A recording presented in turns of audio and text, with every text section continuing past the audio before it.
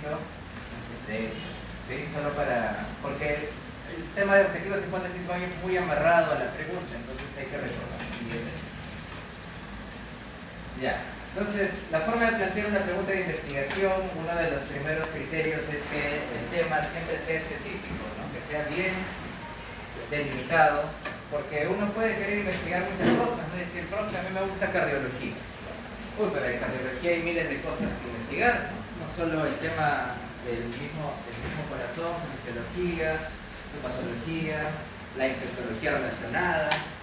Entonces uno tiene un tema muy general a su primer intento, en un segundo intento va formulándoselo a alguien con más experiencia hasta que va achicando el tema, ¿no? ¿Qué cosa hace que el tema se achique y se especifique? Conversar con gente que tiene la experiencia, ¿no? Y le dice, ¿sabe qué, profesor? A mí me interesa la cardiología. Y el experto dice, ah, perfecto, yo estoy trabajando en Chagas, ¿no? Hay cardiopatía chagásica. Ya tienes un tema más específico, ya de todo lo grande y gigantesca que es la cardiopatía chagásica. No, pero ¿y qué cosa hay que investigar de cardiopatía chagásica? Ah, estamos viendo en Bolivia unos casos que reaccionan mal a este medicamento. Entonces quiero ver casos adversos a ese medicamento en casos de cardiopatía chagásica.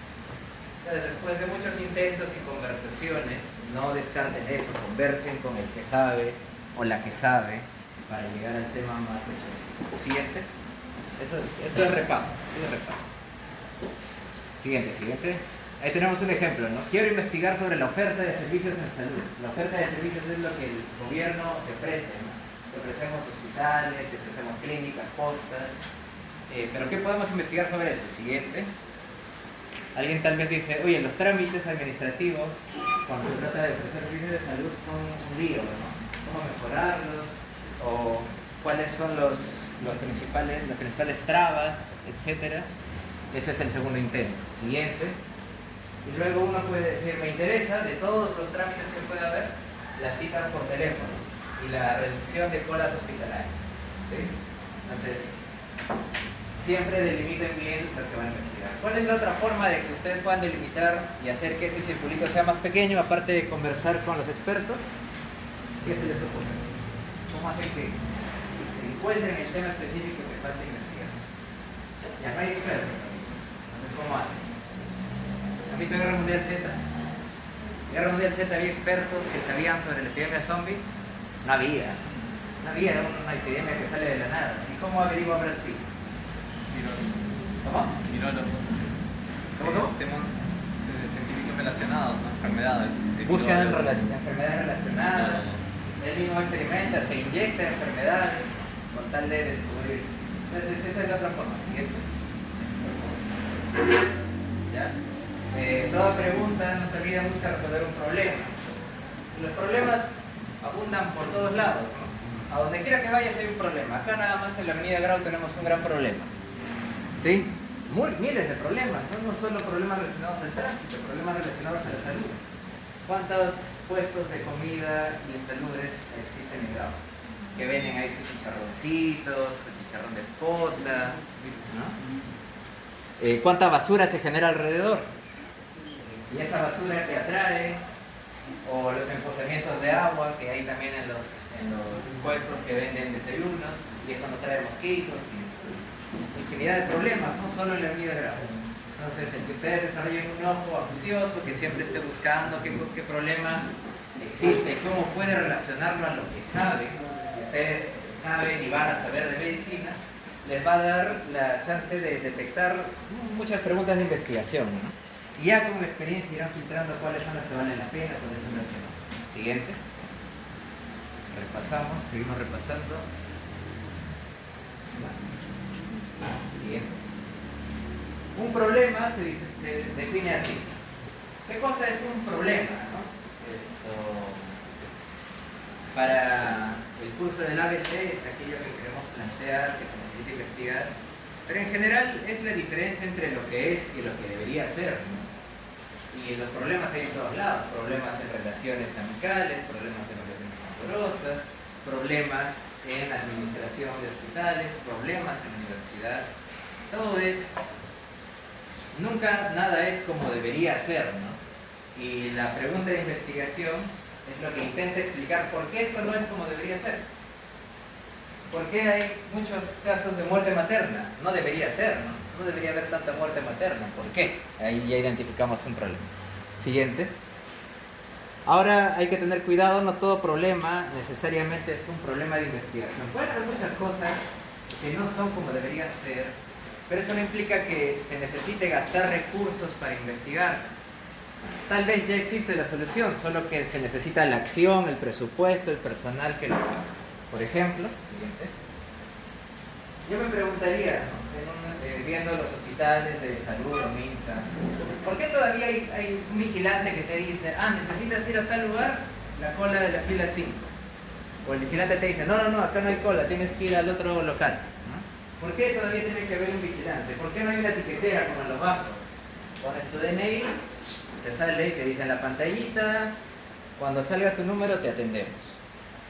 Entonces mi pregunta podría ser, ¿no? ¿El uso de una etiquetera reducirá las colas en los hospitales? Y yo no podría decir que eso es una pregunta de investigación porque no estoy aportando nada nuevo. El uso de las etiqueteras tiene casi 50 años de uso. Que no los usemos acá en Perú no las hace relevantes para ser investigadas. Más bien, ya se deberían aplicar las etiqueteras, pero ¿qué falta? Que falta recursos, gente que compre las tiqueteras. Imagínense al Estado haciendo una licitación para que compre las tiqueteras, de qué marcas se deben comprar, a qué empresas se deben comprar, y luego entra el caso de corrupción, no, que esta licitación no, que está así. Se podría hacer, ¿no? Y reduciría, sabemos que va a reducir las colas, pero los problemas de eso no. No es algo que tengamos que investigar. Siguiente. Y las otras fuentes que les decía, ahí no se ve bien la figurita, pero acá está la de Guerra Mundial Z, porque la experiencia personal es muy importante. Si Brad Pitt no sale a buscar, no lo amenaza la ONU con dejar a su familia expuesta al peligro para averiguar sobre la epidemia, él no llega a ver que hay personas a las que los zombies no muerden. No sé si han visto la película, los que hayan visto. Él se va dando cuenta, ¿no? Oye, ¿por qué esto no lo muerden? Esto no lo muerden, los zombies pasan de largo nomás. Esa es la experiencia personal, ¿no? Y a partir de ahí plantea sus hipótesis. Ajá. Luego, ¿qué más? Investigaciones previas. Ahí no se ve en la figurita. ¿Quiénes han visto El Señor de los Anillos? Ya que ha cumplido sus 25 años, que es la epítome de la literatura épica. Si conocen al señor John Ronald Reuel Tolkien, saben que él no es un historiador de fantasía cualquiera, él es el padre de la fantasía. Porque él es filólogo, él no es escritor así nada más. Él estudia lingüística, idiomas, historia en la universidad, me parece que Oxford, y se da cuenta de que él para entender las lenguas protogermánicas, las antiguas, él en su tesis dice, toda lengua se aprende a través de historias. Todo idioma se aprende a través de historias. Historias de padres a hijos, de sabios a niños. Y si yo creo una historia para enseñar un nuevo idioma, el élfico, y se crea la historia solo para crear su nuevo idioma, ¿no? O sea, él es el padre de la fantasía, no es como Rowling en Harry Potter que tenía una idea del mago, ¿no? Y le escribe una servilleta. Él crea toda una mitología ficticia solo para crear su tesis de que la lengua se transfiere a través de historias. Y todas las historias son épicas, ¿no? El mito de Popol Vuh, el mito de los hermanos Ayar, siempre hay guerras, bien contra el mal. De eso se trata. Entonces ahí en la foto ves a Gandalf, que cuando encuentra un anillo, él no sabe qué es el anillo ese que tiene el villano. Entonces se va, lo primero que hace en la película es se va a su biblioteca. Eso es todo lo que los académicos hacemos. Tengo una duda, yo no sé si es esto, de frente a la biblioteca. Con Anita han visto la clase de búsqueda bibliográfica, ¿no? Cómo usar PubMed, cómo usar Scopus, cómo navegar a través de esa literatura. Eso es importante. También necesitas experiencia a través de congresos, conferencias científicas. No descarten ir, ¿sí? Porque ahí se reúne la gente que sabe. ¿Quiénes han visto Milagro para Lorenzo? Una película dramática, antigua. Hace tiempo estamos planeando en ARIEX hacer un club de cine porque hay películas que tienen que ver mucho con investigación científica. Y en Milagro para Lorenzo se cuenta la historia de un niño que tiene un problema neurológico autoinmune.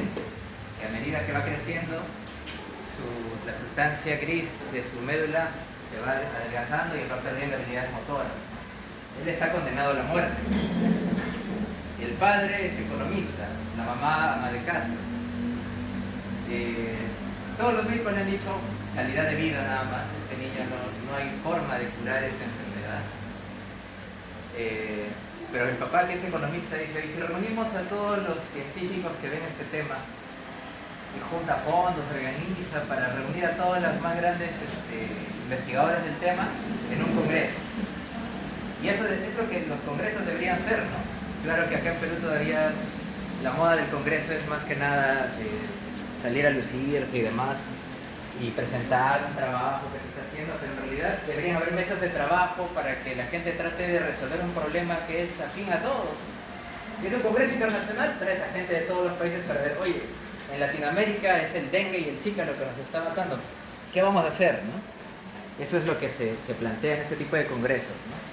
Y acá en Perú suele ser el TROPMED, y que si les interesa la investigación en infectología y demás, cuando haya TROPMED, vayan, porque ahí se reúne siempre la gente que trabaja y publica más en eso. Conversaciones con expertos, ahí les pongo la figurita de Oppenheimer con Einstein. Recuerden que Oppenheimer por sí solo, ya lo dicen la historia, los documentales y la película, Oppenheimer por sí solo no era un genio, ¿no? No era un genio como tal, era competente nada más, era un físico competente que trae el boom de la física teórica allá de Estados Unidos. Él es judío, ¿no? Judío, familia escapando de Europa por los problemas que viene ahí en la guerra. Entonces, a pesar de Oppenheimer ser el padre de la bomba atómica y demás, él requirió mucha asistencia de Einstein. Por eso es que Einstein también es un autor indirecto de la bomba atómica. Y la película señala el drama que pasaron ellos de haber creado tremendo artefacto de destrucción. ¿Dónde más puedo conseguir ideas de investigación? Ustedes ya están en una época en la que muchas cosas se han investigado, entonces los gobiernos siempre definen que se puede investigar de todo, pero hay cosas que requieren de urgencia. Entonces, normalmente el Ministerio de Salud, el gobierno siempre plantea sus prioridades y dicen: ¿sabes qué? La gente se está muriendo de dengue, esa va a ser la prioridad, investiga sobre dengue, le pide a las universidades que los investigadores aborden este tema, o muerte materna, o accidentes de tránsito, lo que sea más urgente. Ahora la universidad es autónoma, ¿no? También la universidad puede plantear sus propias prioridades si quiere, pero se aconseja o se recomienda que las prioridades sean afines a lo que el Estado necesita. Porque si no, ¿para qué investigamos si no es para ayudar a la gente? Y bueno, también están los campos emergentes, modas, la IA. ¿Quién no quiere investigar en IA actualmente? IA, medicina, cómo hacer. Y hay gente que está reemplazando IAs como médicos consultores de medicina de atención primaria, a ver qué tal funciona, qué tal recolecta los síntomas de la persona, qué conclusiones hace, etc. Sigue. Bien, ahí está el exceso de lo que hemos conversado, avanza. Porque el objetivo acá es hipótesis, avanza y bien. Sigue.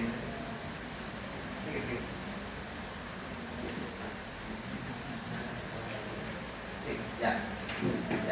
Antes de eso, y esto es lo que vieron como José Alfredo, ¿no? Los criterios para plantear su pregunta o problema de investigación. Ya identifiqué cuál es el problema, qué es lo que falta, qué es lo que no es como debería ser. Entonces, para plantear su pregunta de manera completa siempre tienen que decir qué cosa es lo que vamos a investigar. ¿Sí? Tienen que definir las variables. También vamos a tener una clase de variables, pero la variable es todo lo que tú puedes medir. Si tú puedes medir la cantidad, el tiempo que demora una cola de hospital en reducirse, eso ya es una variable. Tú puedes medir la cantidad de casos de fiebre que hay, que es una variable. Puedes medir el número de casos que hay en dengue, eso es una variable, ¿no? Todo lo que tú puedas medir es una variable y eso es lo primero que tienes que plantear. Y la población en la que lo quieres hacer, ¿no? Pobladores de la selva, en ciudad, adultos mayores, pacientes que asisten a un hospital o solo ambulatorios. Y ocasionalmente es importante señalar cuándo. Porque hay muchas investigaciones que son estacionales. Por ejemplo, enfermedades diarreicas agudas que ocurren más en el verano, o algunas enfermedades como la influenza y demás que son más tendentes a ocurrir en invierno. Entonces, muchas veces va a ser importante señalar cuándo investigas algo. No será lo mismo decir casos de influenza en verano que casos de influenza en invierno. Luego estaba el acrónimo PICO, pero la debilidad con PICO es que solo aplica a estudios analíticos, solo en tanto compares una intervención, un tratamiento con algo más, ahí recién aplica PICO. No todas las ideas que ustedes planteen van a ser un estudio analítico, entonces habrá formas de modificar el PICO, que tal vez han visto con funciones. Siguiente. Ya, ahora sí, se va el repaso y empezamos con los objetivos. Ahí la figurita se ve una persona con su telescopio viendo hacia el horizonte, porque ese es un objetivo, ¿no? El destino, la meta a la que quieres llegar.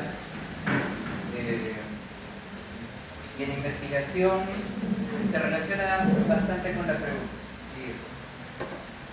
Ya. Hay hay varios tipos de objetivos en una investigación, pero el principal, objetivo general, en inglés le dicen main aim. Aim en inglés también se traduce como el blanco cuando disparas a con un arco, con unas flechas hacia una puntería, le dicen aim también, ¿no? Aiming, el verbo, ¿qué estás intentando? ¿Cuáles son tus intenciones? Aiming también es objetivo. Y es que representa eso, la intención final del proyecto. ¿Qué se pretende hacer para responder a preguntas? La pregunta podría ser, ¿cuál es el porcentaje de casos de alcoholismo en una región? ¿O cuál es el porcentaje de nacimientos con deformidades en tal lugar?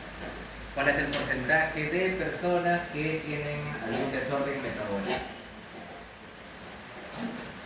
Y si esa es tu pregunta, el objetivo normalmente se debe describir con alguno de estos verbos, ¿no? Quiero estimar ese porcentaje, quiero describirlo, quiero calcularlo. Cualquiera que ayude a entender qué es lo que quieres hacer con ese porcentaje. La mayoría en salud va a ver el porcentaje como prevalencias o incidencias, ¿no? ¿Cuál es la incidencia de casos de accidentes de tránsito? ¿Cuál es la incidencia de envenenamiento por alcohol en el hospital? ¿Cuál es la prevalencia? ¿Cuál es la prevalencia de reincidencias en pacientes con TBC, etcétera, etcétera? Ahora también te podrías preguntar qué diferencia hay entre un fenómeno y otro, ¿no? Y ahí el objetivo normalmente final es comparar, contrastar con cualquier otro sinónimo que implique la comparación. ¿Qué diferencia hay entre las personas que utilizan el tratamiento A contra las que utilizan el tratamiento B? El objetivo entonces será comparar a las personas que usan el tratamiento A contra el tratamiento B. ¿Qué diferencia hay en los casos de enfermedades metaxénicas en la región A con los de la región B? Objetivo, comparar los casos de enfermedades metaxénicas en la región A contra la región B. Entonces se van dando cuenta de que la relación es bastante directa, bastante sencilla. Si voy a describir, mis objetivos usan verbos de descripción. Si voy a comparar, uso verbos de comparación. Si me pregunto, ¿es eficaz un tratamiento? Que muchas veces tiene que ver con comparar, porque para saber si un medicamento, un tratamiento es eficaz, sueles compararlo contra otro tratamiento. Entonces ahí puedes utilizar objetivos como estimar, determinar, comparar. No es algo tan estricto, ¿no? Porque han visto que estimar también está en porcentaje. Comparar también está en estudios de comparación de diferencia. Entonces, no se vayan con la idea de que específicamente este verbo tiene que usar. En tanto se entienda a qué cosa quieren llegar ustedes, el verbo será el correcto. Muchas veces la eficacia de tratamientos es eso, ¿no? Quiero estimar la eficacia, quiero estimar la seguridad de un medicamento, quiero determinar la seguridad, quiero comparar los casos que son exitosos en este grupo contra otro. Esa es otra forma de señalar la eficacia, ¿no? Porque hay más casos exitosos con el tratamiento A que con el tratamiento B. Siguiente. Entonces vamos a ver otro tipo de objetivo. Ya tienes el objetivo general, el que ya te pinta el escenario principal de lo que vas a hacer, pero existen los objetivos específicos y los objetivos secundarios. El objetivo general, el principal, suele ser un objetivo grande y puede requerir de ciertos pasos o procesos para alcanzarlo. Si tú consideras que tu objetivo es así, de complejo, que requiere procesos, describe esos procesos en mini objetivos y esos son los objetivos específicos. Por ejemplo, yo quiero evaluar la eficacia de un esquema terapéutico para pacientes con TBC. Y quiero saber si este nuevo esquema, al aplicarlo a mis pacientes, allá por los doctores, me va a ser eficaz, va a funcionar. Objetivo específico número 1, describir el porcentaje de pacientes que son cumplidores. Eso es parte de lo que indica un esquema eficaz, ¿no? Un esquema que la gente, con el que la gente se siente cómoda y por lo tanto cumple. Objetivo número 2, para determinar su eficacia necesito comparar la tasa de casos exitosos, o sea, que hacen remisión o cura de la TBC, entre pacientes que usan el esquema que yo propongo contra el esquema usual. ¿Sí? Entonces, he escrito unos procesos que me ayudan a definir que al final el objetivo principal se logre, que se va a lograr evaluar o determinar la eficacia de ese esquema terapéutico. Eso diría que es lo más común que ustedes van a describir en sus proyectos, porque también existen los objetivos secundarios. Dale siguiente, por favor.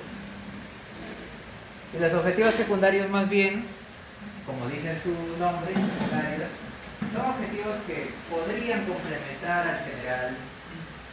No necesariamente investigan lo mismo, pero el lograrlos podría dar información adicional, o quién sabe, nueva información que no conocíamos. Eso lo llamamos exploratorio. Volvamos al ejemplo del esquema de TBC. Un objetivo secundario sería evaluar efectos de ese esquema a dosis más continuas. Eso ya es aparte, ¿no? O sea, mi principal objetivo es saber si el esquema es eficaz, pero un objetivo secundario sería, oye, ¿y si le aumento la dosis a este esquema, será más eficaz o al final da lo mismo que aumente o no aumente? Ya es como un objetivo aparte, ¿no? O sea, el contestarlo no me ayuda a contestarlo primero, sí, porque es algo ya diferente, pero como que le da una información adicional. Porque provee información extra. Te dicen, oye, este esquema funciona. Oye, y si este esquema, digamos, el paciente falta y tengo que darle una dosis más fuerte, ¿funcionará? Ah, no lo sabía. Mi investigación no lo había hecho. Pero si le agrego ese objetivo secundario, pues sí ya puede saber. Otro objetivo secundario sería evaluar la aceptabilidad de los pacientes al esquema, datos ya cualitativos. Otra vez, el saber si el esquema es aceptable no ayuda directamente a saber si el esquema es eficaz, pero sí es adicional, una información adicional, porque puedo yo entrevistar a los pacientes y les puedo decir, oye, ¿qué te pareció este esquema? Ah, sí, no me gustó la pastilla porque era muy grande, me molesta la garganta, no quisiera estar tomando eso continuamente. Esa información ya es extra. El saber eso no me ayuda a saber si el esquema es eficaz o no, me ayuda a proveer información extra de si al final yo aplico ese esquema oficialmente en todas las postas, tengo que tener esos datos para saber si la gente los va a tomar o no. ¿Sí? Eso ya es un objetivo secundario, extra, proveer información adicional. Diferente al objetivo específico, que lo que hace es desmenuzar el objetivo general. Esto es menos común que ustedes lo vayan a plantear, porque normalmente estos objetivos secundarios se suelen hacer en proyectos grandes, proyectos que tienen financiamiento y los cuales se pueden dar el lujo de investigar cosas extra. ¿Se acuerdan de la vacuna gay?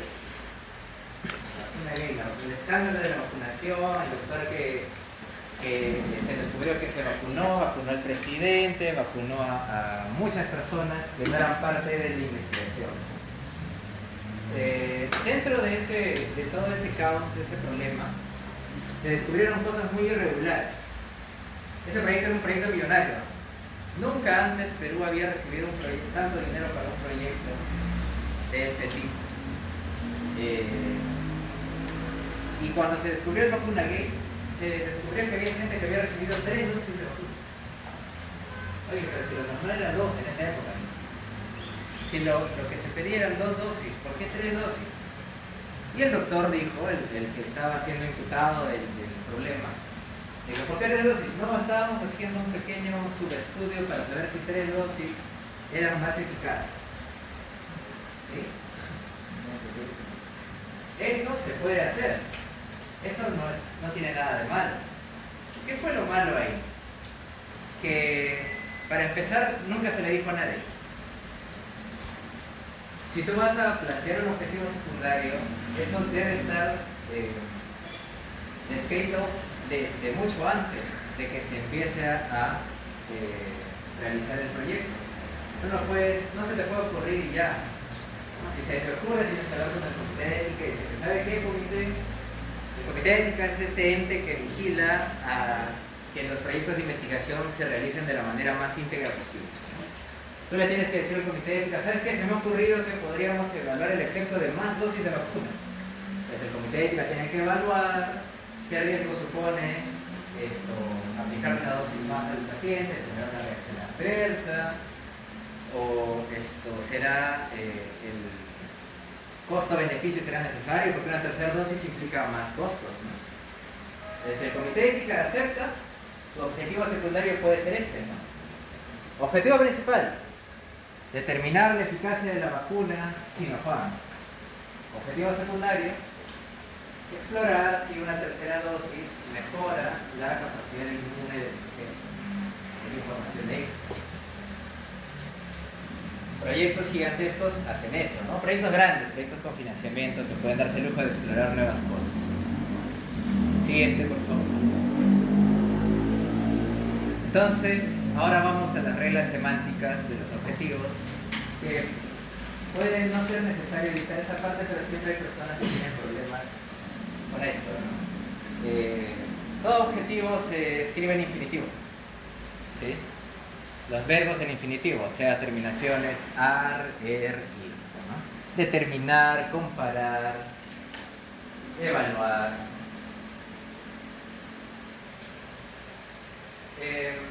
Recuerden que todo objetivo siempre es coherente con la pregunta que se han planteado. Si mi pregunta es ¿cuál será la diferencia? El objetivo habla de comparar, ¿no? Hay cierta coherencia, ¿no? Si mi pregunta es ¿cuál es el porcentaje? Yo no puedo decir realizar un diagnóstico o decir voy a determinar la eficacia, ¿no? Porque mi pregunta principal solo era ¿cuál será el porcentaje? Entonces, esa relación. Tenemos ahí la pregunta, ¿existe relación entre la satisfacción con la consulta médica y la adherencia a la medicación antihipertensiva? Esto es importante, ¿no? Porque hay una gran corriente de investigación que se llama Behavioral Science, ciencias del comportamiento. Que en ciencias de la salud, recién en los últimos años, los últimos 20 años recién, les han dado más importancia porque hay mucho del comportamiento que tiene que ser estudiado, porque ya se sabe que muchos medicamentos funcionan, pero en la vida real tú los aplicas y no dan los resultados que tú quieres. ¿Y por qué es eso? Por el comportamiento de la gente. Tienes una persona, sabemos que una dieta y ejercicio serían ideales para reducir los riesgos cardiológicos en personas con diabetes y demás, y se aplica en los hospitales, pero la gente sigue viniendo con complicaciones y demás. ¿Por qué? Por el comportamiento. La gente se rehúsa a cambiar sus dietas, miente al médico cuando dice sí, estoy comiendo sano, estoy haciendo ejercicio, etc. Otro tema de comportamiento, la satisfacción.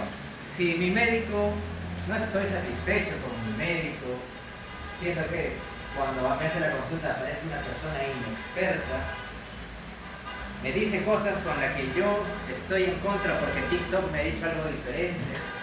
Entonces yo no voy a tomar el medicamento como él me dice. Entonces este médico me dice, tienes que tomar 3 veces al día. No, doctor, pero he visto yo un video en el que esta persona dice que solo tienes que tomar una vez porque tomar mucho te daña el hígado.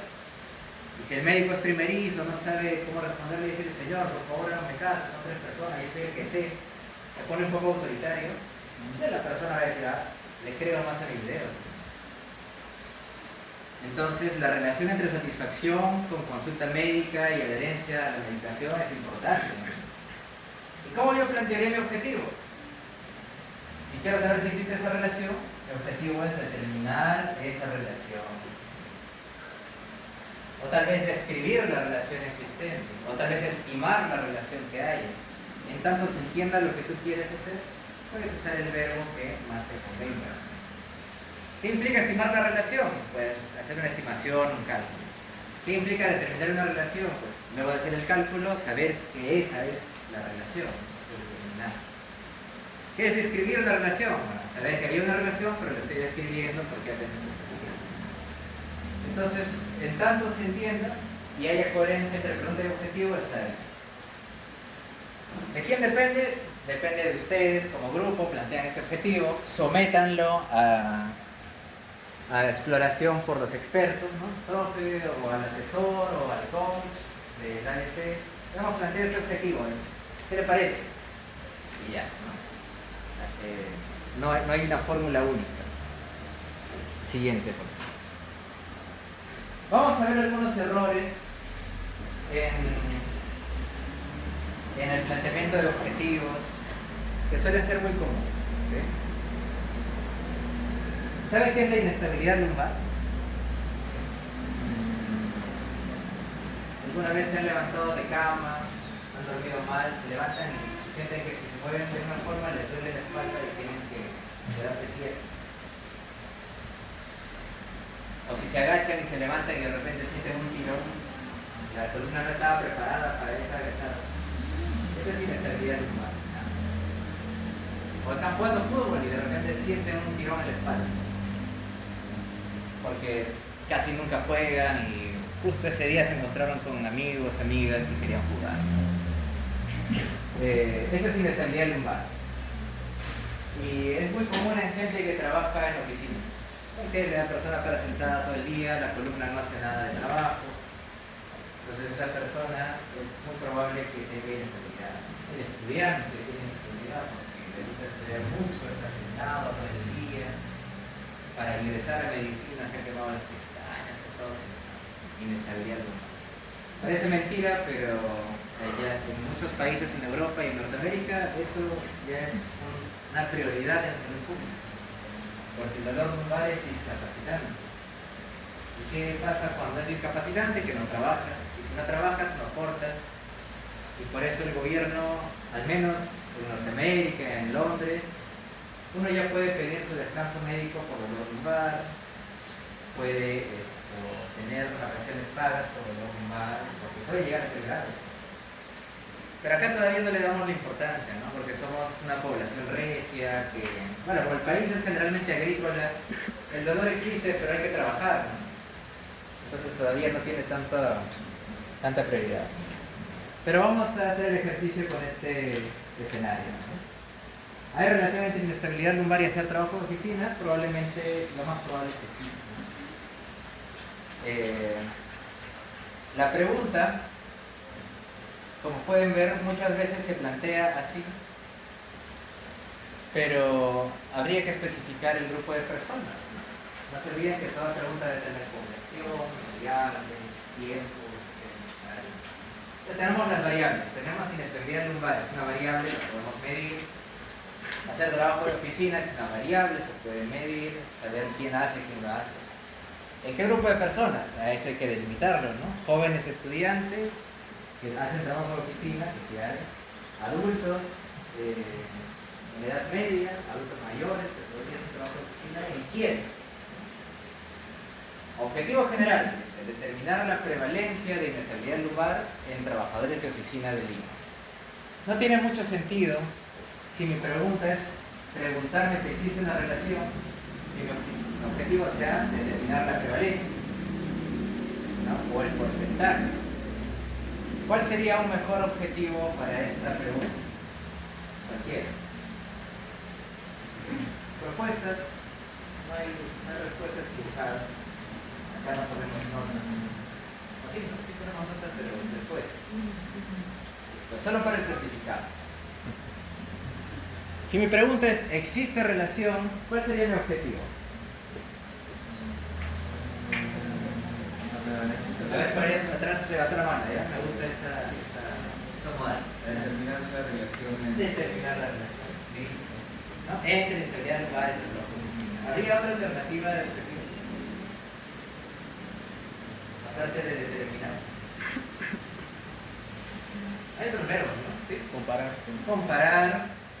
Comparar podría ser, pero habría que aclararlo más, ¿no? ¿Comparar qué? Comparar los niveles de inestabilidad lumbar y horarios, horas de trabajo de oficina. O sea, ya habría que hacer Perfecto. una variable. Esa es una alternativa. Ajá.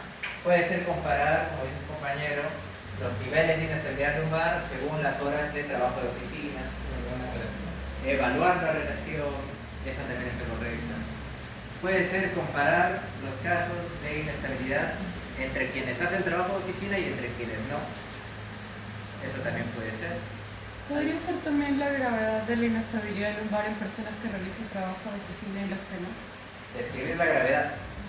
Compararla. Perfecto, sí. Comparar la gravedad de la inestabilidad. Si es que esta se mide en gravedad. ¿Sí? Sí. Cuando veamos la clase de variables, vamos a ver distintas formas de medir la variable. Ya, objetivos específicos, dice. Evaluar el número de trabajadores de oficina con inestabilidad lumbar. Para ese objetivo general es exactamente lo mismo, ¿no? Determinar la prevalencia, evaluar el número de trabajadores de oficina con inestabilidad lumbar. Ese es un gran error, pero como se han dicho en palabras diferentes, parece un objetivo diferente. Un objetivo específico ideal sería primero identificar los casos de inestabilidad lumbar y los grados que hay en esta población. Ahí tenemos un segundo objetivo que sí es correcto. Aplicar pruebas diagnósticas para determinar inestabilidad lumbar en trabajadores de oficina de vida. Entonces, recuerden que un objetivo específico lo que hace es explicar partes del proceso para llegar a la relación. Si yo quiero determinar esa relación, primero tengo que poder realizar ese diagnóstico y determinar los niveles de inestabilidad. Entonces es parte, está bien, es parte del proceso. Tercer objetivo, dice, dar pautas de tratamiento para inestabilidad lumbar en trabajadores de oficina de vida. Eso no puede ser un objetivo porque no ayuda a determinar la relación. Que yo le dé pautas y diga, señor, usted tiene que hacer ejercicio. Eso no nos va a ayudar a determinar la relación que hay entre trabajar en la oficina y tener inestabilidad lumbar. Entonces, cuidado, porque muchas veces, como muchos plantean que la investigación tiene que ser para ayudar a la gente, dicen, no, pero hay que agregar, dar pautas, establecer reglas de pausa activa en la oficina, etc. ¿no? Pero eso no es parte, no es un objetivo que ayude a lograr el objetivo general. Y luego vean este último, dicen, evaluar si la inestabilidad lumbar es influenciada por el tipo de mobiliario de oficina que usan los trabajadores. O sea que si trabajan en una silla corriente, rígida, en una giratoria, en una muy pequeña, en una muy grande, tipo de mobiliario, o a qué altura está el escritorio. Eso sería interesante, pero es más secundario, ¿no? Lo principal es determinar si trabajar o no en la oficina se relaciona con el problema lumbar. Saber si otras cosas influencian esa inestabilidad lumbar, que son parte del trabajo de oficina, ya sería algo secundario. ¿Sí? Valioso sí, porque nos da más detalle al respecto, pero es secundario. ¿Sí? Implicaría tener toda una metodología diferente y extra para saber cómo mido el tipo de mobiliario, cómo sé cómo se mide una silla, la altura del piso a posaderas, de respaldar, la inclinación. Y eso ya implica otro trabajo, ¿no? Por eso es un objetivo secundario. En cambio, El objetivo secundario de aplicar pruebas diagnósticas, eso sí es parte del proceso para lograr buscar la relación. Porque al final tengo que comparar estos dos grupos. La gente que trabaja en la oficina con la siguiente. Entonces hasta acá hemos llegado a la teoría de objetivos, que no es muy compleja en realidad, porque si ustedes buscan en artículos de investigación cómo redactar objetivos, los artículos son pequeños, cortos, ya, hay recomendaciones, eso sí. Ustedes pueden buscar en la página del NIH, el NIH que financia un montón de investigación. Normalmente pide que los objetivos estén bien redactados y pone una pequeña guía de cómo redactar los objetivos. Entonces se pueden buscar en internet o le pueden pedir un resumen a una guía. Según los criterios de NIH, pueden escribirme qué es lo que ellos solicitan para redactar un objetivo. Y ahí Gemini, ChatGPT, ellos te harán el resumen. En general es lo que hemos visto, ¿no? Objetivos claros, logrables, con el verbo en infinitivo, etc. Entonces vamos a plantear algunos objetivos con algunas de las ideas que ya han estado planteando ustedes para su trabajo. ¿Ustedes tienen grupo? ¿Quién tiene grupo? Ya se han estado agrupando ahí, conversando. Oye, qué chévere el ABC, vamos a hacer algo. ¿Ya tienen algún tema de interés? ¿No? ¿David? Entonces vamos a hacer lluvia de ideas en este momento. ¿De qué tema podríamos hablar que es relevante para la salud pública actualmente? Cuando se murió el ingeniero bailarín, el dengue era la voz, ¿no? Porque uno decía, ¿cómo es que en Perú todavía la gente muere de dengue si ya hay vacuna? La gente ya no muere de COVID, porque hay vacunas, pero la gente muere de dengue a pesar de que hay vacunas. ¿Por qué? ¿Qué podríamos investigar del dengue? A ver, ¿a quién se le ocurre algo? Lo que sea, ¿no?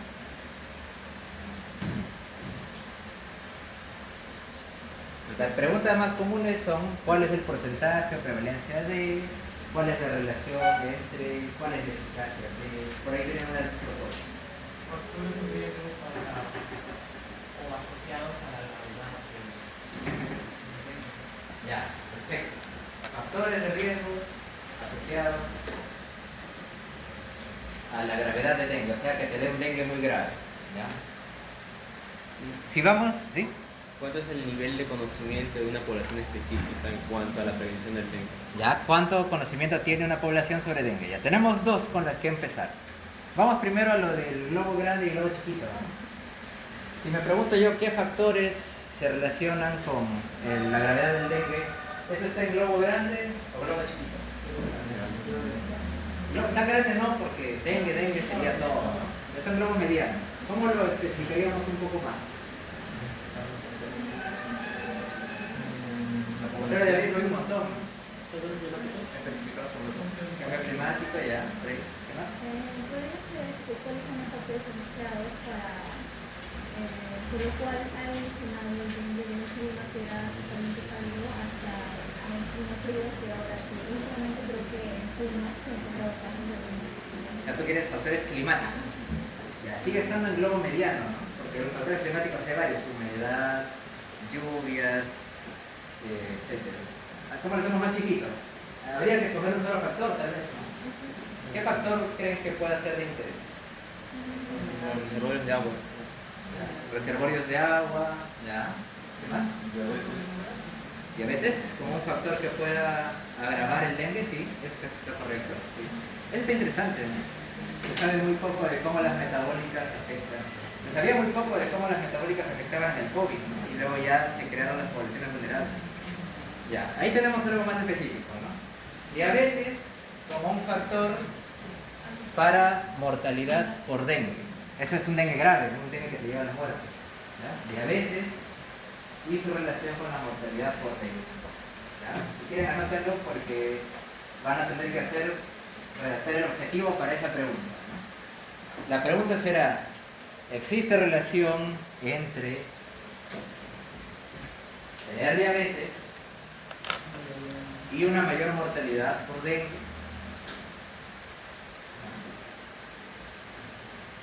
Y la segunda es la que su compañero planteó. Ahora, es una pregunta que también vamos a ver si está en globo grande y globo chiquito. Entonces, repito la pregunta: ¿existe relación entre tener diabetes y una mayor mortalidad por dengue?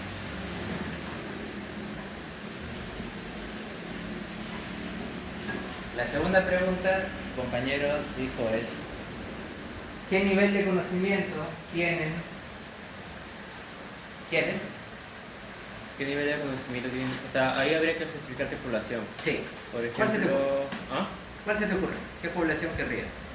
Niños, pobladores de la selva, gente de asentamientos humanos, profesionales de salud que no ven temas infecciosos pero Ya. deberían saber. Por ejemplo, tengo un asentamiento humano ahorita en la cabeza, entonces podría ser qué nivel de conocimiento o cuánto nivel de conocimiento tiene el asentamiento humano Belén Ya. sobre la prevención del dengue. Ya, las personas del asentamiento humano Belén sobre La prevención del dengue. la prevención del dengue.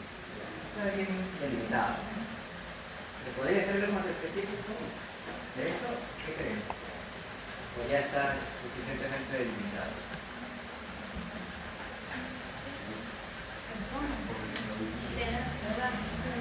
Ok, delimitemos con edad, se puede.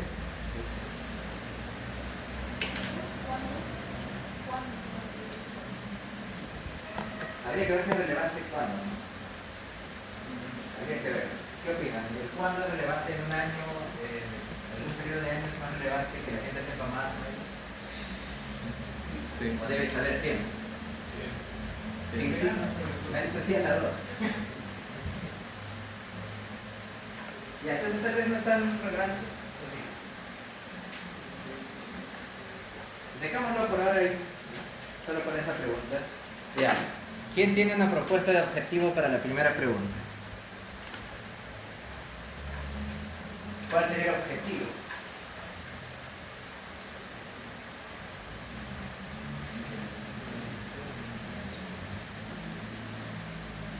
La pregunta. Evaluar. No, la primera pregunta, la de diabetes. Estimar la prevalencia de personas con dengue Ya. Estimar la prevalencia de diabetes en pacientes con dengue. ¿Qué opinan de ese objetivo? ¿Se relaciona con la pregunta? pacientes que hayan fallecido por dengue. Ah, ya, porque era mortalidad, ¿no? Mortalidad por dengue, entonces fallecidos por dengue, ¿ya? Pero al final el objetivo sigue siendo solo descriptivo, ¿no? Solo está describiendo un grupo, pero para hallar la relación tendríamos que, el objetivo tendría que hablar de relación, ¿no? O sea, la descripción está bien, pero le falta la otra parte, que hay que comparar contra la gente que no tiene diabetes. Ahí recién hablamos de relación. Entonces, una alternativa sería la que dice su compañero, ¿no? Comparar la prevalencia de diabetes entre aquellos que murieron y los que no murieron por dengue. O comparar las tasas de mortalidad entre la gente que tiene diabetes y no diabetes. ¿Sí? Vamos a ver que hay dos diseños. Más adelante vamos a ver clases de diseño, porque lo primero sería para un proceso de control, y lo segundo sería para un estudio analítico transversal o una cohorte. ¿Y cuál es la versión más fácil de objetivo? Determinar la relación entre la presencia de diabetes y la mortalidad por dengue. Todos estos son válidos. Claro, aquí hay un objetivo que han visto que provee más información porque va a demostrar que va a hacer esa comparación. Y ya los objetivos específicos, ahí sí serían un objetivo específico: primero, estimar la prevalencia, estimar los casos de mortalidad en gente con diabetes y sin diabetes, tal vez describir los grupos etarios, etcétera, y otras cosas que son partes importantes para encontrar el objetivo final. ¿Algún objetivo secundario para este problema de la diabetes?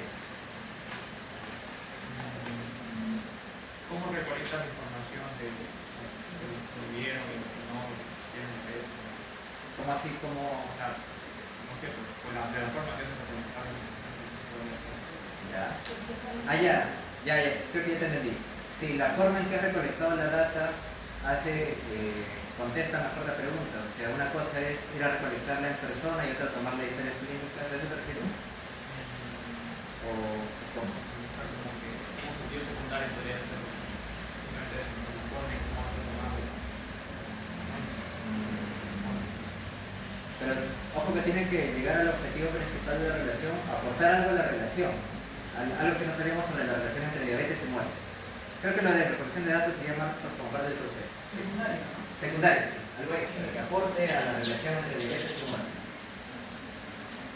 Determinar la influencia de la glicemia o los niveles de glicemia en la mortalidad. Excelente, porque hay diabéticos no controlados. Entonces, una cosa es saber en general si la gente con diabetes o sin diabetes muere más por dengue, pero ¿y qué tal? Dentro del grupo de diabéticos hay subpoblaciones, ¿no? Está el diabético bien controlado, el diabético mal controlado. Ya, eso nos da información extra, pero es extra, no es un objetivo específico, es secundario. Podríamos hacerlo, pero no hacerlo no afecta a nuestra pregunta principal, ¿sí? O sea, si no lo llegáramos a hacer, no pasa nada, seguimos bien con el objetivo principal. Por el tipo de diabetes, sí. Generalmente, probablemente encontremos más tipo 2, pero puede haber gente con tipo 1. ¿Sí? Mediante un fármaco, por ejemplo, que haya mejorado una contaminación en la población diabética. Según el fármaco que estén utilizando, que más o menos va relacionado al control de la diabetes. Ya. Vayamos con la segunda pregunta, ¿no? ¿Cuál es el nivel de conocimiento? Y se dan cuenta de que son preguntas muy diferentes en diseño. Una busca relaciones y otra solo busca describir cuánto conocimiento tiene la gente. Si del 1 al 10, 10 fuera el mejor conocimiento, el conocimiento más alto de prevención de dengue, ¿cuántos de acá alcen la mano dirían que tienen 10? En conocimiento de prevención de dengue. ¿Cuántos dirían que tienen 5? O sea, saben algo de cómo prevenir el dengue. Levanten la mano. Ya. De otra forma, ¿cuántos tienen 1 o 0? Casi no saben casi nada de cómo prevenir el dengue. Ya. Está bien. Eso es una descripción. Vamos a contar, vamos a calificar el conocimiento y vamos a contar cuántos tienen conocimiento alto, conocimiento medio, conocimiento bajo. Entonces, ¿cuál sería el objetivo? ¿Cómo redactarían el objetivo para esa pregunta?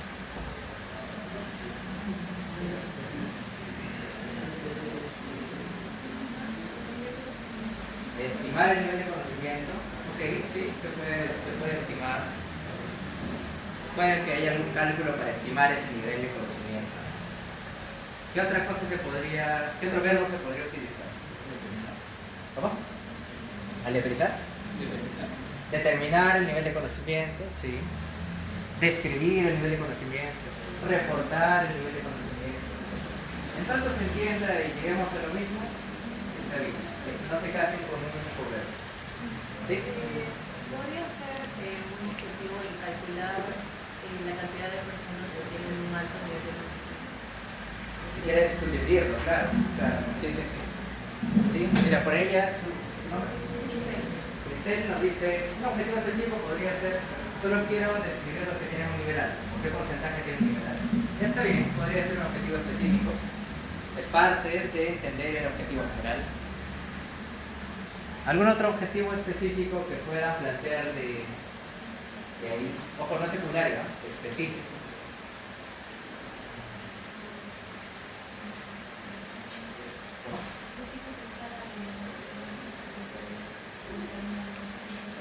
Pudo haberse usado distintos exámenes para ver el nivel de conocimiento. Ya. ¿Y quieres ver cuál de los exámenes es mejor? Eso podría ser secundario ya. O sea, aporta, porque ¿con qué examen estamos evaluando el conocimiento? Puede haber un examen que sea mejor que el otro, ¿no? Saber cuál es mejor, sí sería algo interesante, pero secundario. La edad de las personas. Podríamos decir, ¿qué grupo de edad tiene más conocimientos sobre dengue? ¿Será que los jóvenes saben más, los adultos con más experiencia, ya han tenido dengue alguno, ya saben cómo cuidar? O grado de instrucción, también las personas con mayor educación podrían saber un poco más. Aunque nunca se sabe, ¿no? Por ejemplo, ahorita todos tienen grado universitario en curso, pero la mayoría ha dicho que todavía sabe más o menos a poco de dengue. Esto también se puede describir, podríamos encontrar cosas interesantes. Y es parte del objetivo general. Ya, otro objetivo ahora secundario que podría aportar información extra a esta pregunta. Determinar determinar qué se considera conocimiento del dengue. Determinar a qué le llamamos nivel de conocimiento en dengue. Es interesante y se relaciona mucho con la de mi compañera, ¿no? Puede haber distintas formas de evaluar y una puede ser mejor que otra, ¿no? Si los ponemos ya como compañeros más filosóficos, sí puede aportar. Y de hecho hay toda una línea de investigaciones que se dedica a averiguar cuál es el mejor instrumento para evaluar. Eso también lo vamos a ver en las clases de diseño. No es parte de los diseños clásicos, pero sí la gente que utiliza cuestionarios, test, los psicólogos han creado la psicometría que se dedica a averiguar cuál es el mejor cuestionario o la mejor forma de evaluar el conocimiento. Otro objetivo secundario que aporte al nivel de conocimiento,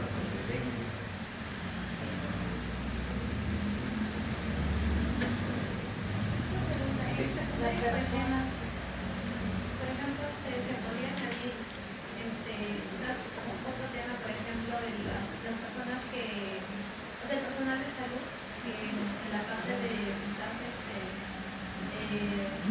la ansiedad que puede tener a las atenciones de personas con dengue. la ansiedad. Emergencia. Ah, sí, pero eso, ¿cómo aportaría a nivel de conocimiento de la población? Así está interesante, pero ya podría ser una cuestión de investigación completamente diferente. Pero uno secundario que aporte al nivel de conocimiento de la población. Determinar la relación entre el nivel de conocimiento del dengue y el contagio. El contagio. Ah, esto está interesante. Si ¿será que aquellos que saben más al final se contagian con él?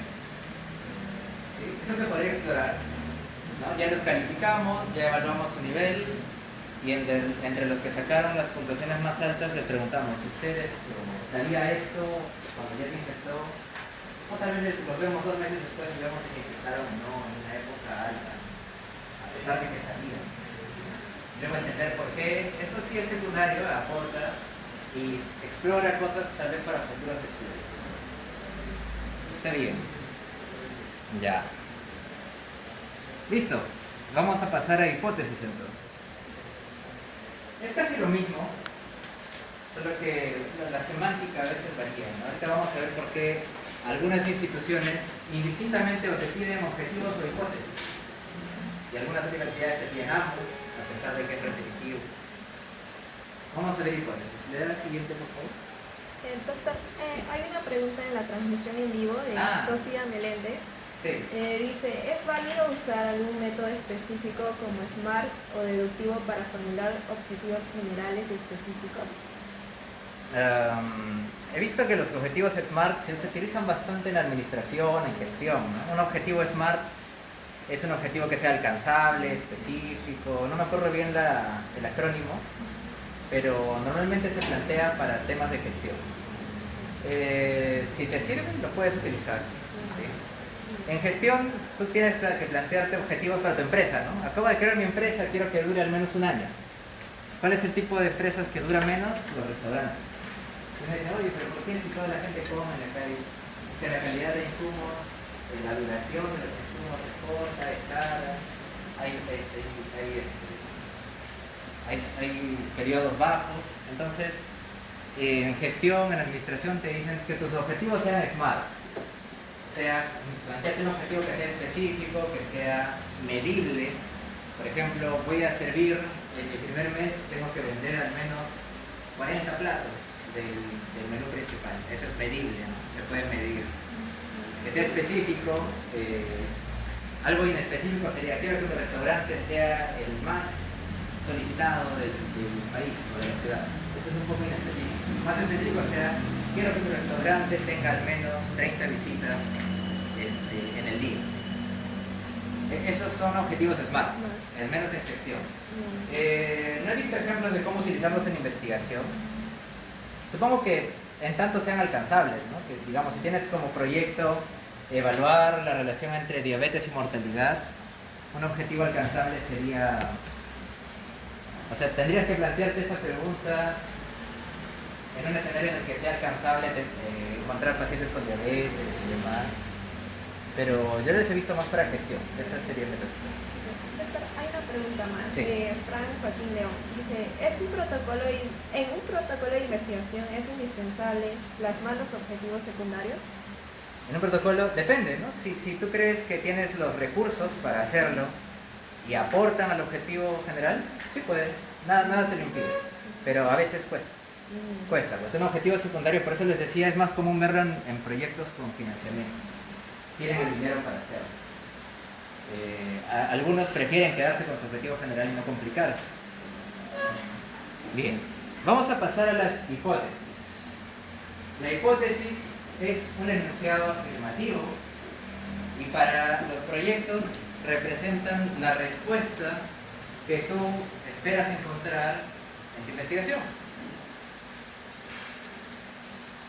Nos preguntábamos, ¿habrá relación entre la diabetes y la mayor mortalidad por dengue? La hipótesis sería que sí, ¿no? Que las personas con diabetes tienen mayor mortalidad por dengue que las personas sin diabetes.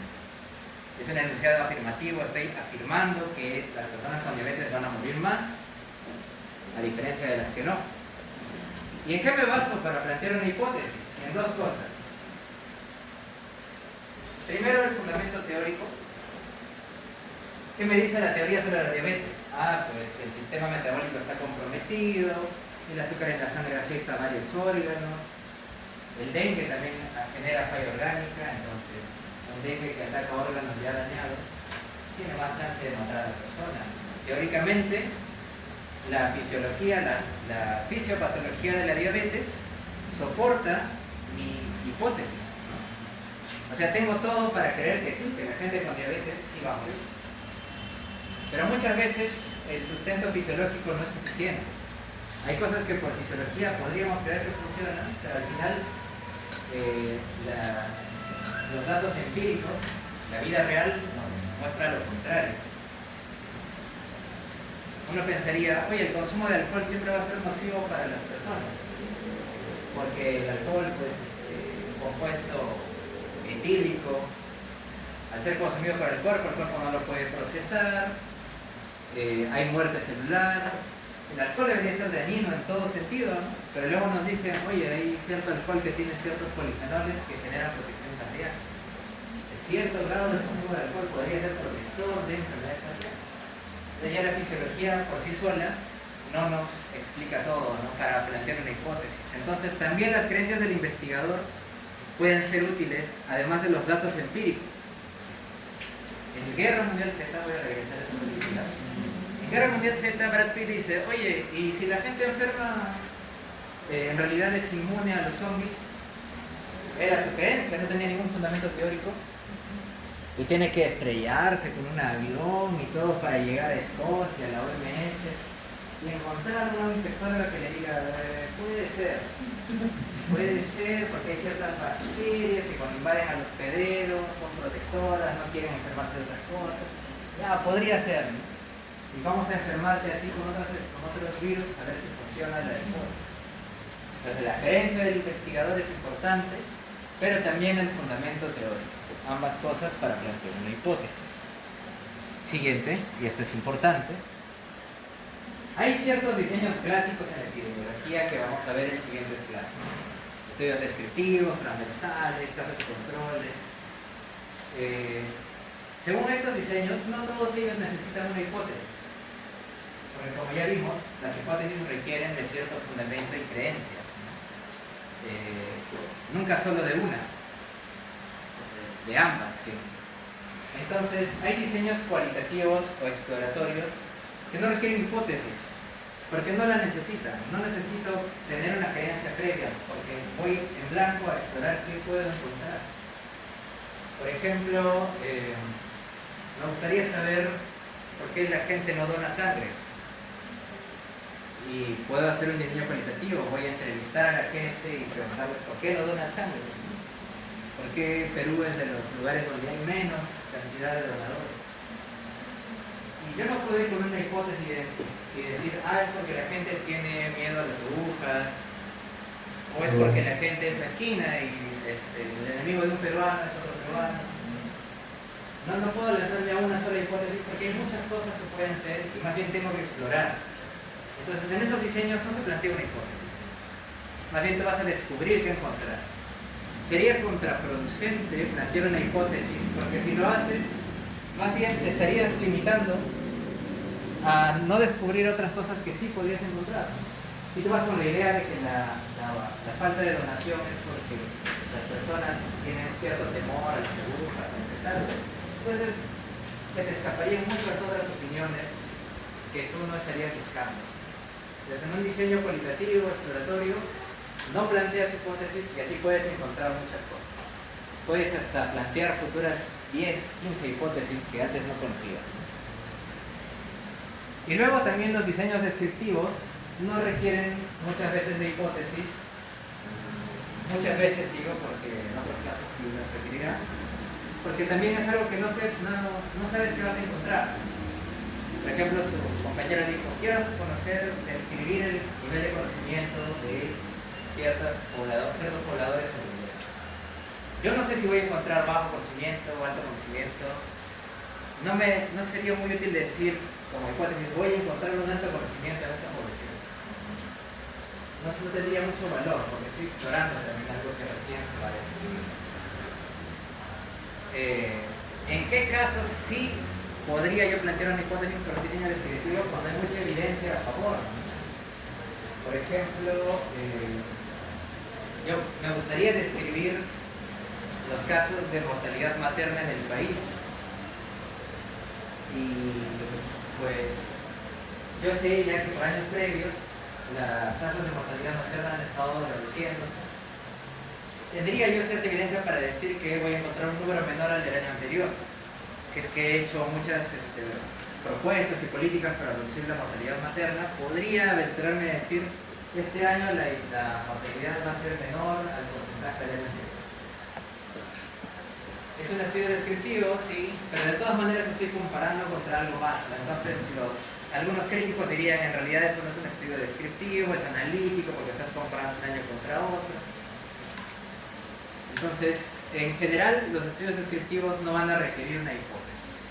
Cuando ustedes planteen su trabajo, acuérdense de eso. Si al final van a plantear una investigación descriptiva, no se estresen con el tema. No tienen por qué plantearlo. Se fue nuestro apoyo. Toda hipótesis tiene que ser comprobable. Si yo digo que las personas con diabetes en efecto van a morir más por dengue, ¿cómo lo voy a comprobar? ¿Hay forma de medir eso? Sí. Puedo medir la cantidad de casos, porcentaje de muertes que ha habido en personas con diabetes contra el porcentaje de muertes en personas sin diabetes. Es comprobable, es medible, se puede alcanzar, ¿no? ¿Qué hipótesis no sería tan medible? Podría ser... ¿qué elementos no son tan medibles? Bueno, en el pasado había muchos aspectos de salud mental que eran muy medibles. Hasta que llegaron los psicómetras y comenzaron a encontrar formas de medir la depresión, la ansiedad. Pero en el pasado eso tal vez no podría ser muy medible. Yo decir, las personas que han tenido un trauma en la niñez tienen más tendencia a infectarse de dengue. ¿Cómo mediría esa capacidad de trauma, ese nivel de trauma? Es un poco más complicado, no es tan medible. Ojo, hablo del ámbito de la medicina, ¿no? Con mediciones, ya sea a nivel mediciones séricas de laboratorio. Se podría medir a nivel emocional, con pruebas psicológicas, pero siempre hay que plantear algo que sea medible.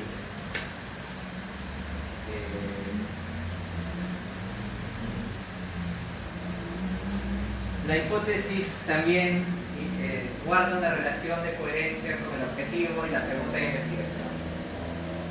El enunciado tiene que ser claro. Si mi pregunta ¿es más eficaz el losartán plus en comparación al losartán clásico para reducir los niveles de presión arterial en pacientes hipertensos?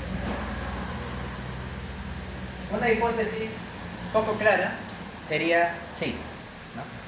y ya, sí, es más eficaz. Pero una hipótesis un poco más detallada sería esta, ¿no? Yo afirmo que los pacientes hipertensos que reciben el Losartan Plus van a presentar o van a reportar en promedio menores niveles de presión arterial a comparación de los otros pacientes que recibían el Losartan clásico, o llamémosle tratamiento estándar. Entonces, un error muy común que cometen muchas personas al escribir hipótesis es, si la pregunta es, ¿existe relación entre aire? La hipótesis es, sí, existe relación. El problema es que las relaciones pueden ser muy variadas, ¿no? Una relación puede ser una relación directa o una relación inversa. Si yo digo, hay relación entre diabetes y muerte, ¿qué significa eso? ¿Que a mayor diabetes mayor muerte o a mayor diabetes menor muerte? Yo esperaría que a mayor diabetes mayor muerte, ¿no? Pero si no lo indico, podría encontrar yo lo contrario. Por ejemplo, a mayor adicción a redes sociales, mayor riesgo de obesidad.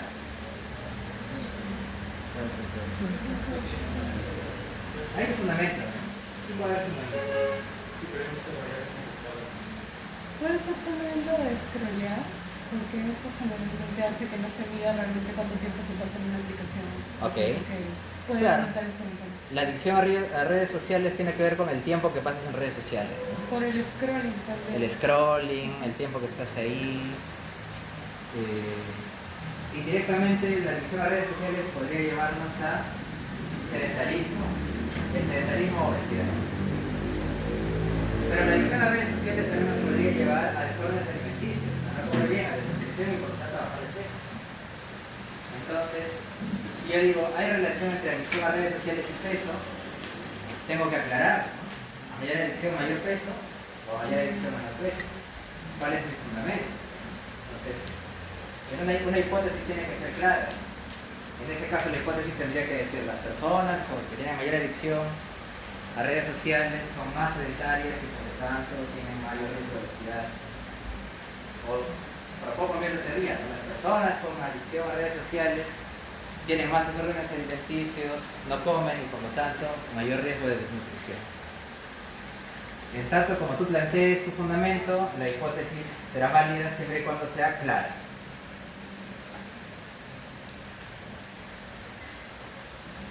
Pregunta, ¿no? Malos ejemplos de hipótesis. ¿Existe relación entre inestabilidad lumbar y hacer trabajo de oficina en adultos obesos? Una hipótesis poco clara sería si existe relación. No nos explica cómo es la relación. Es un mal ejemplo, ¿no? ¿Cómo debería ser una hipótesis más clara? A ver, ¿alguna propuesta?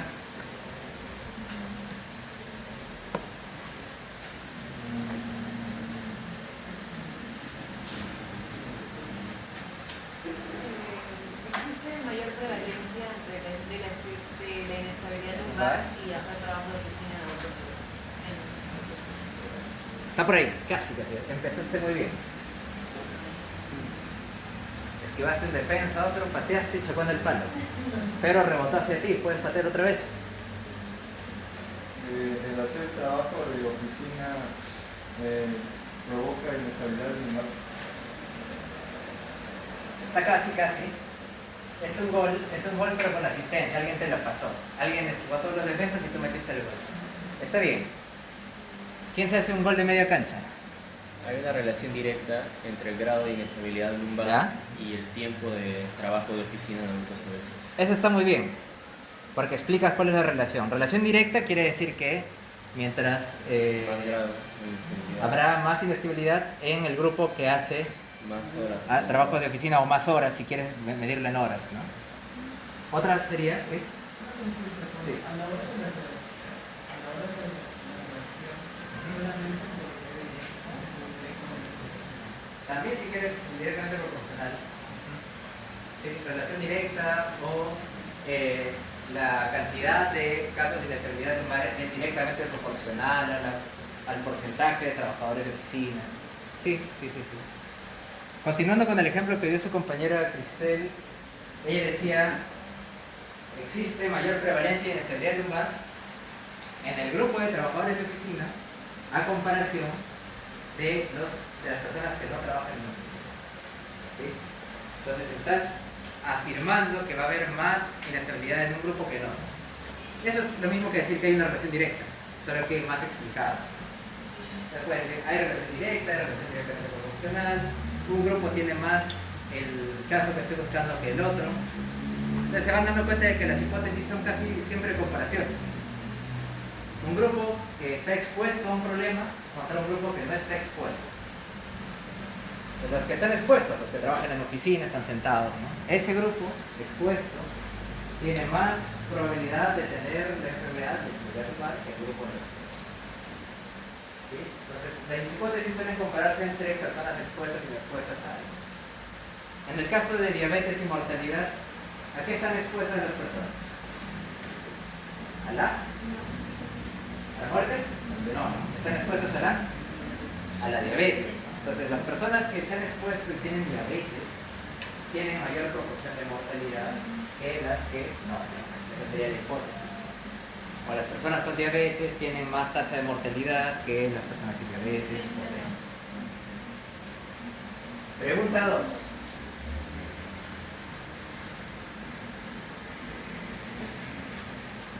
Es común que en los deportistas, basquetbolistas o los voleibolistas más que nada, porque los saltos que hacen son más intensos, ¿no? ¿Han visto Haikyuu, esa serie de voleibolistas? A veces hacen unos saltos que parecen mentira, ¿no? Que uno piensa que en la vida real no se hacen, pero ya se ha visto jugadores de Francia que sí llegan a hacer unos saltos así de alto. El problema es que cuando saltas así, un grupo de músculos que están detrás del músculo, que se llaman los isquiotibiales, se contracturan y eso le llaman gatillamiento y luego duelen tanto que ya ni puedes caminar. Entonces se ha propuesto un tratamiento, el ultrasonido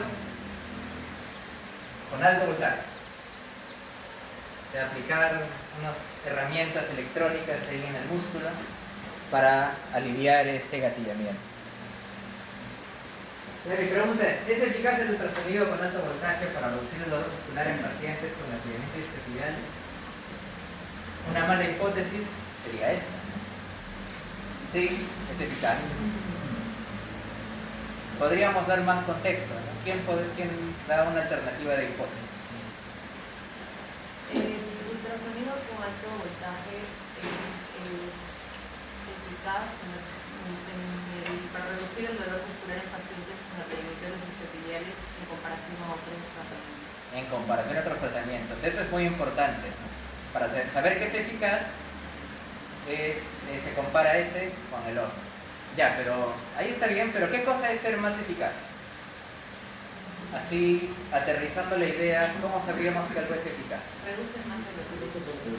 Porque el dolor reportado en ese grupo es menor que el dolor reportado en el grupo que recibió el otro tratamiento. O también quizás en cuestión de tiempo, de repente este tratamiento logra lo que otros en menos tiempo. Ah, eso está excelente, ¿no? Eso sería más eficaz y eficiente, ¿no? Porque lo hace en menos tiempo. Sí, también podría decir, el uso de ultrasonido con alto voltaje, y usamos algo medible, genera tiempos de recuperación menores para el gatillamiento a comparación de los que reciben otro tratamiento. ¿Sí? En caso, evaluamos tiempos de recuperación o dolor o simplemente los casos de gatillamiento que son dados de alta. Depende de lo que midas, nada más explica bien tu hipótesis. Y ya. ¿Y cuál sería la hipótesis para la pregunta de nivel de conocimiento? A ver. La que hicimos hace un momento, ¿no? Nivel de conocimiento, entender.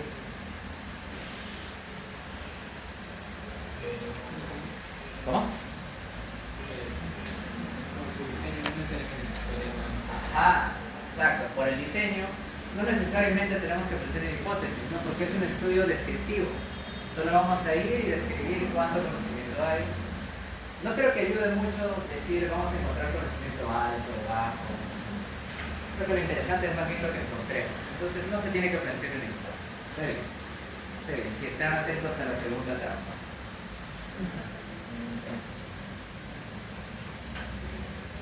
Tenemos Sí. algunas preguntas de la transmisión en vivo. A ver. Ok, Diego Benza pregunta, en la hipótesis, ¿hasta qué punto hay espacio para la intuición del investigador sin que se pierda el rigor científico? ¿Hasta qué punto hay qué? ¿Hasta qué punto hay espacio para la intuición del investigador sin que se pierda el rigor científico? Para la intuición. Ah, de Para lo la que hipótesis. espera, de lo que él espera encontrar. Ajá, en una Sí. hipótesis, ¿hasta qué punto se Sí, sí, puede sí. usar? Sí, ya entendí. Como dijimos antes, toda hipótesis debe plantearse con dos elementos, el fundamento teórico y el criterio del científico, ¿no? Lo que él opina.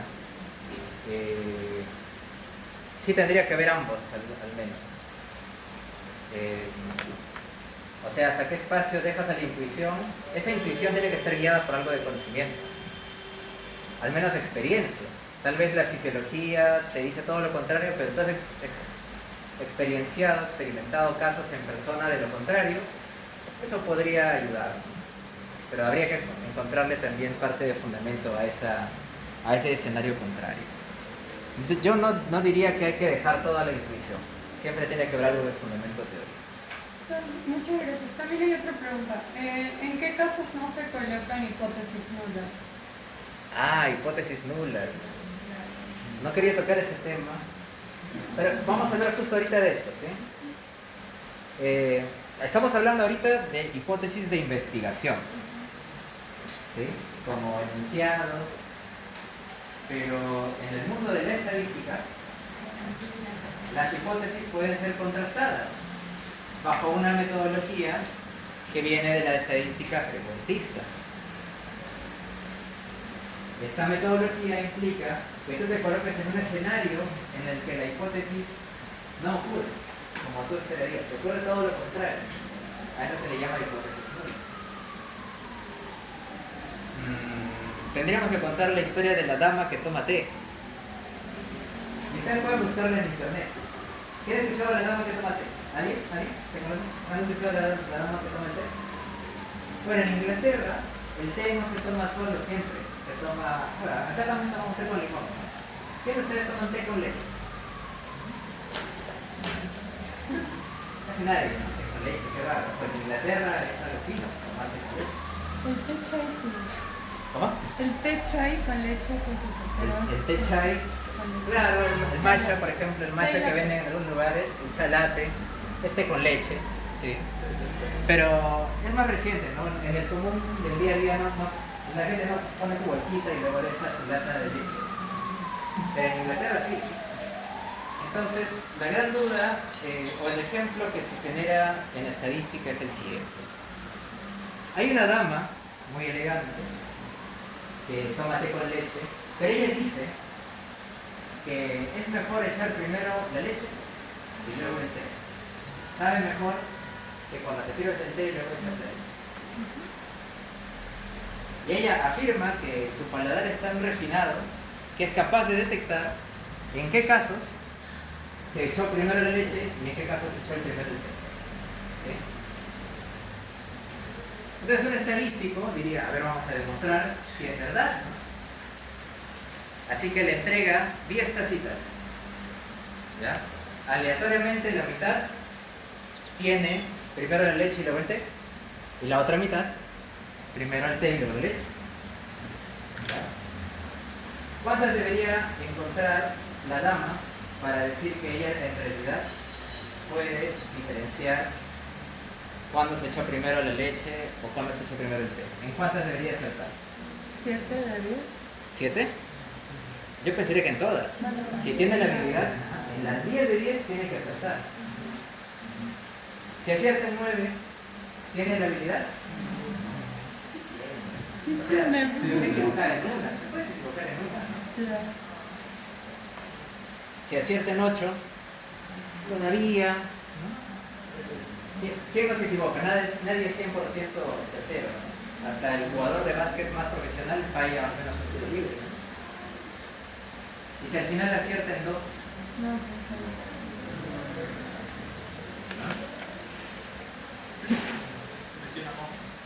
pues se metió una mosca a la leche. Entonces,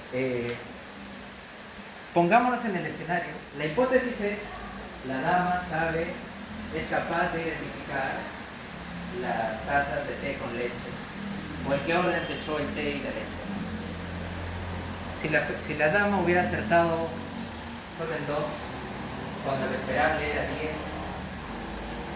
en un escenario donde la dama solo está adivinando al azar, que acierten 10, ¿es pura suerte? ¿O si hay una habilidad? Si aciertan las 10, es una habilidad. Pero si solo aciertan 2, en un escenario donde está adivinando, que adivinen 2,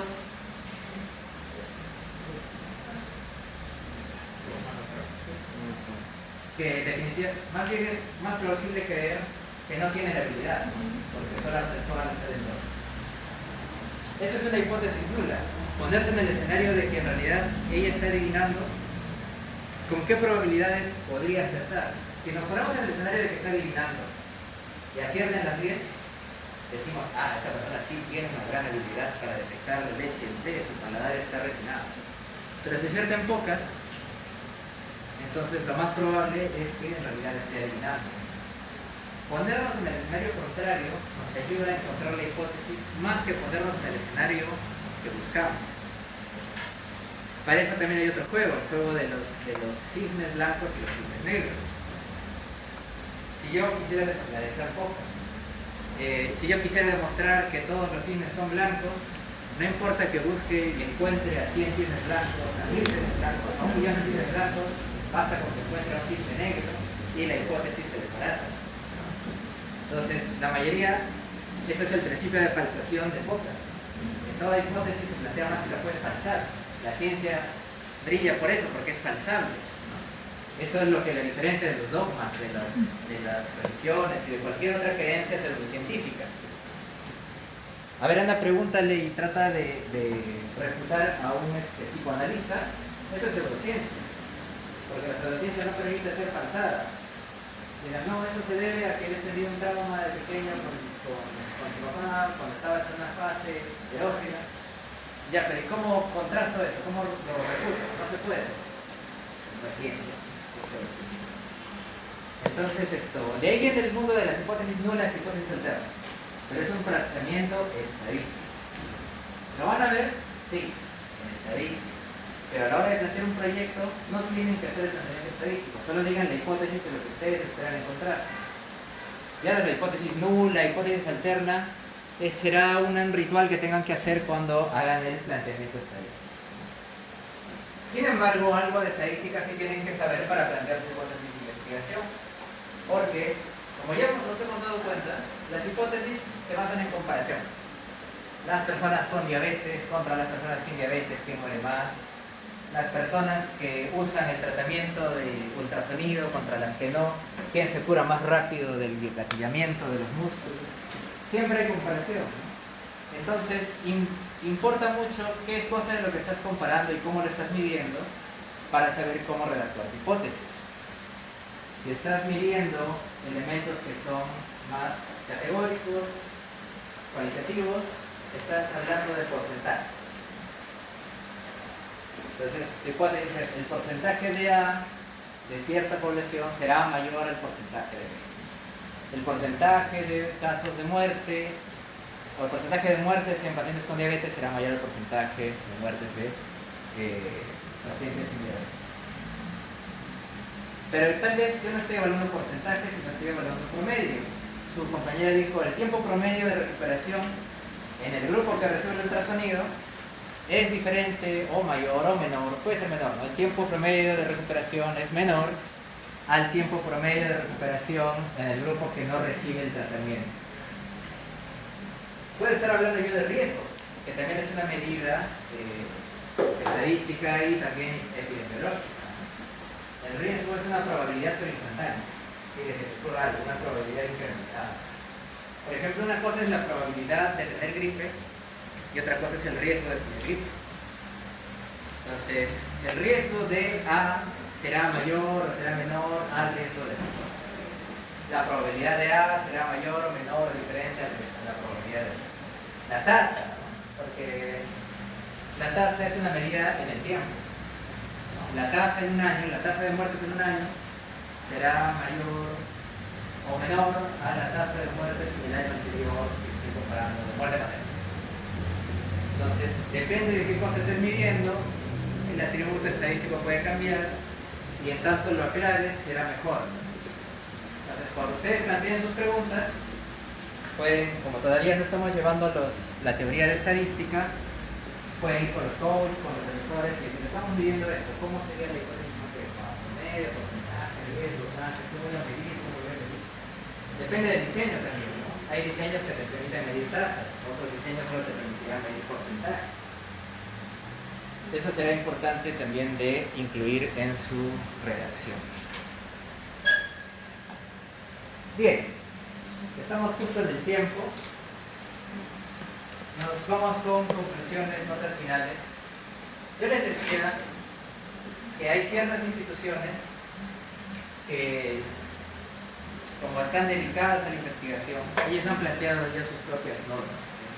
Las normas que les he presentado son variadas, de la literatura, de las revistas, pero, por ejemplo, las instituciones que financian investigaciones, CONCITE, el NIH, el MRC de Londres, de Inglaterra, como así, Grand Challenges de Canadá, la cooperación belga de Bélgica, cada uno tendrá sus propias indicaciones y siempre en sus manuales o guías de postulación te indicarán cómo plantear los objetivos.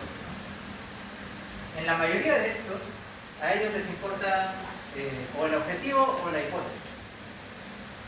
Con tal de que describas uno, ya se sobreentiende el otro, dicen ellos. Entonces solo con uno. Le darán más importancia tal vez al objetivo, a algunas instituciones que quieran que delimites bien cómo vas a plantear tu cronograma. Tu objetivo se ve muy complejo, cuántas veces le vas a dar, cuánto dinero quieres. Le darán más relevancia a eso. En cambio, cuando el artículo o el trabajo ya está publicado en una revista, tal vez a la revista le interesa más que tú indiques la hipótesis en tu introducción, porque es más llamativa, porque directamente le dice al lector qué es lo que estás buscando. Va a ser muy variado, ¿sí? Las universidades acá en Perú en general piden todo. Pregunta, objetivos, hipótesis. A veces va a parecer repetitivo. Si el título es relación entre diabetes y muerte por dengue. Objetivo, estimar la relación entre diabetes y muerte por dengue. Hipótesis, existe mayor caso de muerte por dengue y gente con diabetes y sin diabetes. Entonces, como que las tres cosas se repiten, ¿no? O sea, como que veas el título y ya se sobreentiende el objetivo y la hipótesis. Entonces, para muchos no es necesario colocar todo, ¿no? Algunos grants solo te van a pedir el objetivo.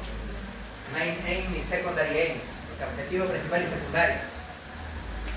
Y solo dentro del capítulo de estadística ahí te dicen ya qué hipótesis vas a tomar. Ya es el planteamiento estadístico. Entonces, ¿qué les vamos a pedir en el ABC para su presentación oral? Ahí sí los tres, aunque suene repetitivo, es la única forma de aprender. Que haya coherencia entre sus preguntas, su objetivo, su hipótesis. Aunque parezca repetitivo, solo con fines didácticos.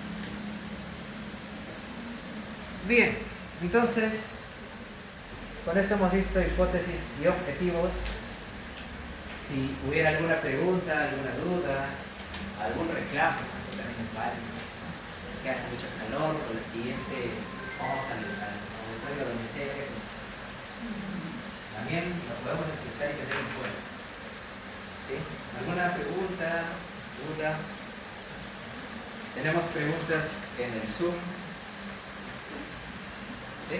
Tenemos una pregunta más, dice, una pregunta de investigación. ¿Existe una relación estadísticamente significativa entre los niveles de control glicémico, hemoglobina y glicosilada y las cifras de presión arterial sistólica en pacientes de presión primaria? Eso sería una pregunta. Ya, está dando una alternativa de hipótesis. De pregunta de investigación. Ya, es una pregunta. Se está preguntando si existe Una relación estadísticamente significativa entre los niveles de control glicémico, hemoglobina y glicosilada y las cifras de presión arterial sistólica en pacientes de presión primaria. una relación entre la glicemia y la presión arterial. Sí, la pregunta es si está bien planteada la pregunta. Sí, porque coloca así estaría bien. Ya, sí. Yo no soy muy yo no soy muy fan de utilizar el término estadísticamente significativo. ¿Qué significa significativo? Me regaló, le di un regalo. ¿Cómo es significativo para ti? Peso emocional. Es importante, ¿no? Importante, tiene gran relevancia. En estadísticamente significativo es un término que se ha utilizado de manera arbitraria a un punto de corte. Si la probabilidad de que la dama adivine el té es muy baja, a eso le llaman estadísticamente significativo. En términos numéricos, que sea menor al 5%, 0.05. Pero muchas veces el p-valor depende mucho del contexto, de la cantidad de población, y a veces un 0.05 no implica que algo sea significativo como tal, ¿no? Entonces, lo que muchos otros buscan es que algo sea clínicamente significativo. Y habrá que definir qué cosa es clínicamente significativo. Por ejemplo, se logró una reducción de dolor clínicamente significativa. En una escala del 1 al 10, ¿qué será eso? Que baje del 10 al 9 en el dolor. En su escala de dolor, que baje del 10 al 3.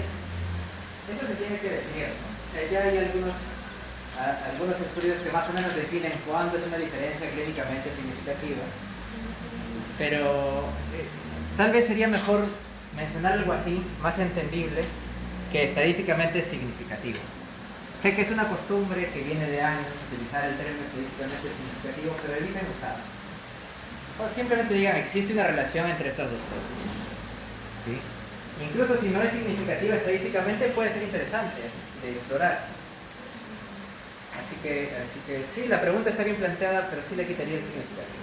Eso es una opinión mía. Eso sí. Tengo una pregunta. En estudios descriptivos que no sean los de correlación, las H0 y H1, ¿cómo se plantean? H0 y H1 son hipótesis nula y la hipótesis alterna. Una vez más, eso es un planteamiento estadístico, ¿no? Para un protocolo de investigación no les vamos a pedir que coloquen hipótesis nula y alternativa, porque eso es parte de un ritual para realizar el contraste de hipótesis. Solo planteen la hipótesis de lo que ustedes creen y la teoría soporta que van a encontrar. No planteen H0 o H1. ¿No? Eso es solo para la fase de tratamiento estadístico de datos. Sí, para tomar una decisión, etc. Acá hay otra pregunta. Sí. En una investigación, si los resultados no confirman la hipótesis planteada, ¿esto puede significar que los objetivos fueron mal formulados? No, está bien, es una buena pregunta.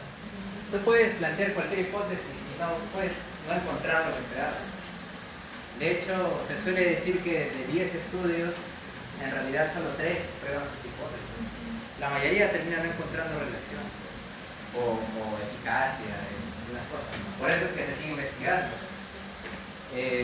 No hay una relación directa. Si no encontré lo que esperaba, eso no quiere decir que mi objetivo está mal planteado.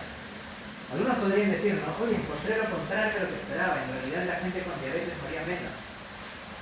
Mejor cambio mi hipótesis en el protocolo y digo que eso es lo que esperaba, que la diabetes mataba menos.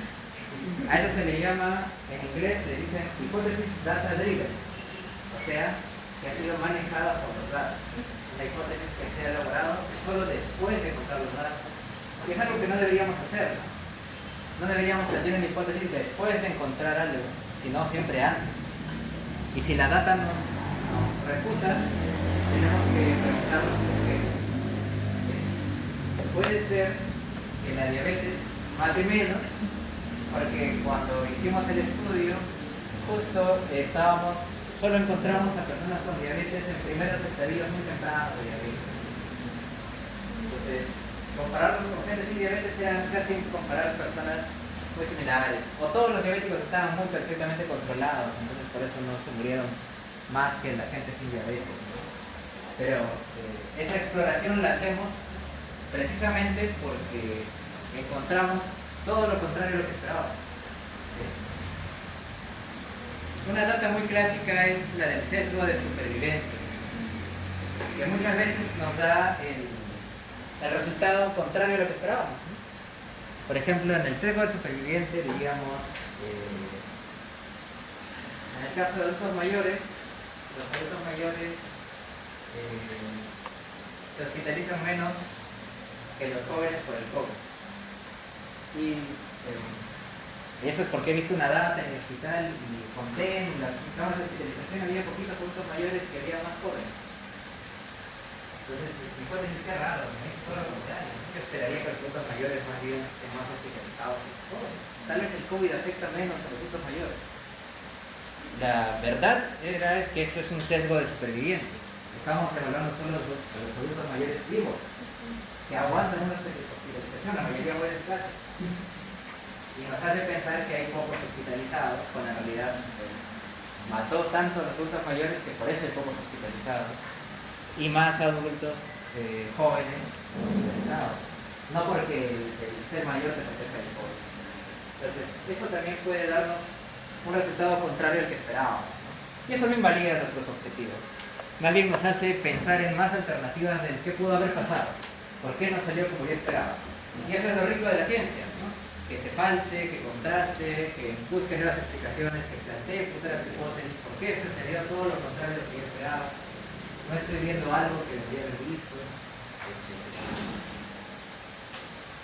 Bien. ¿Alguna otra pregunta? Ok, no.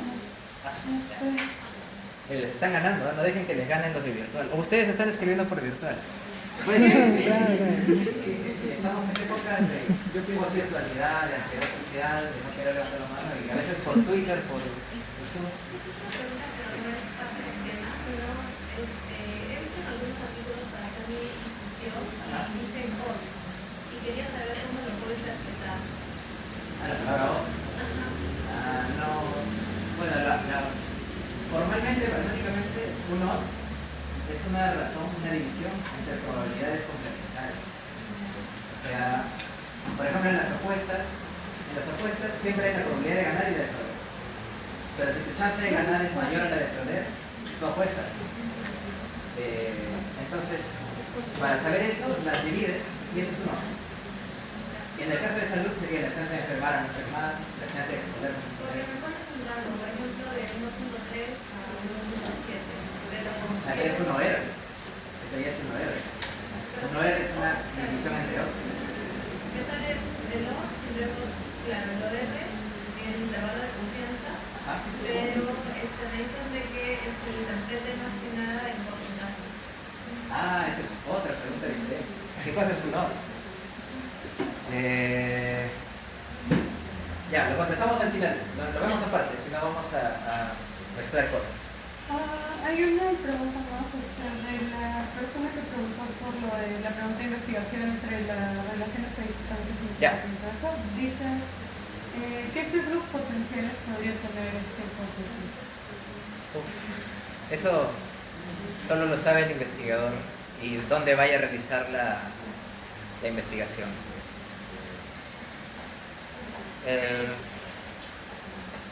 Ahorita estamos recién en pregunta, objetivos, hipótesis, pero luego en el ABC, luego viene la metodología. O sea, ya planteaste qué quieres hacer, qué hipótesis quieres encontrar, ahora cómo, qué diseño vas a hacer, a qué personas vas a reclutar, vas a encuestar, cómo vas a medir. Entonces, cuando te llegue la pregunta de a quiénes vas a reclutar para tu estudio, nace también la pregunta, ¿será que la gente que recluto en realidad es el grupo de personas que representa a toda la población para yo hacer mi conclusión? Si la gente que he reclutado no la representa bien, entonces estamos cometiendo un sesgo en la selección de los participantes. Por ejemplo, si yo quiero saber cuánto alcoholismo hay en una región y solo me voy a las cantinas a encontrar gente, estoy cometiendo un sesgo, porque el porcentaje de alcoholismo es del 100%, todos son alcohólicos, pero ellos no representan a toda la región. Si quiero reportar los casos de contagio de alguna ETS y solo entrevisto o encuesto a la gente que asiste a los centros de salud para tratarse, estoy cometiendo un sesgo, porque solo está yendo a la gente que ha tenido el valor de ir a tratarse, a revisarse. Estoy enviando a la gente que no va. Ese es otro sesgo. Eso puede ocurrir. O tal vez estoy evaluando la presión arterial de la gente y por tiempos solo estoy tomando la presión una vez.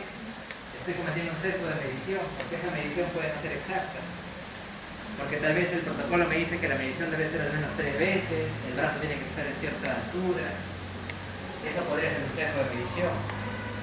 O voy a encuestar a personas por eventos muy pasados, ¿no? Ahora que ya parece mentira, pero han pasado 6 años de la pandemia, yo les hago encuestas sobre cómo se sintieron en caso durante la pandemia.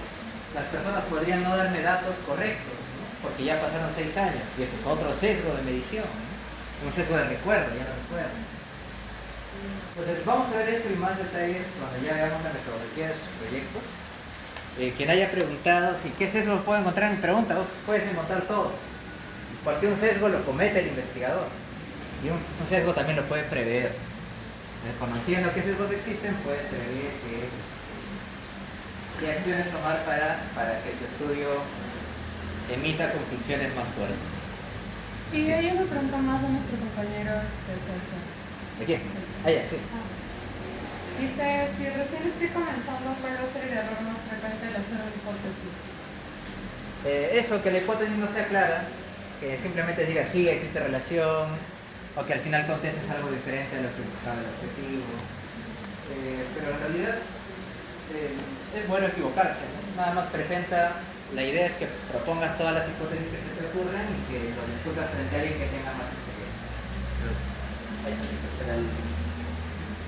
Esa es la llave del éxito.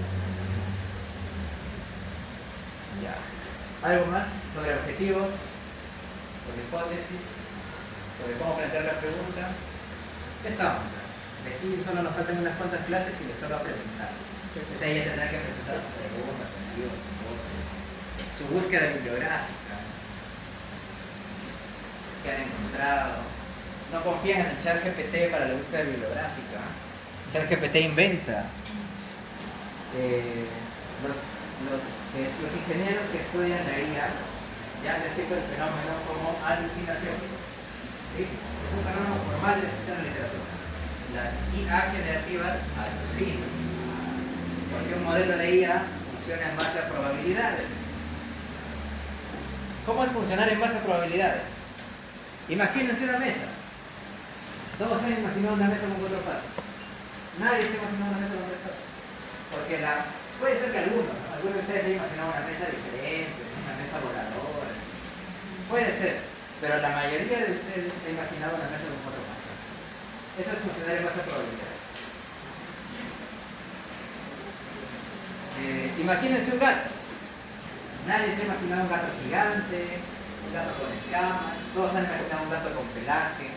El color no lo puedo adivinar. Por probabilidades, ¿cuántos se imaginaron un gato amarillo? Hacen la mano. ¿Cuántos? Ya, 1, 2, 3. Ahí las probabilidades son más bajas. Entonces, la IA funciona en base a probabilidades. Por eso parece que te contestará una persona.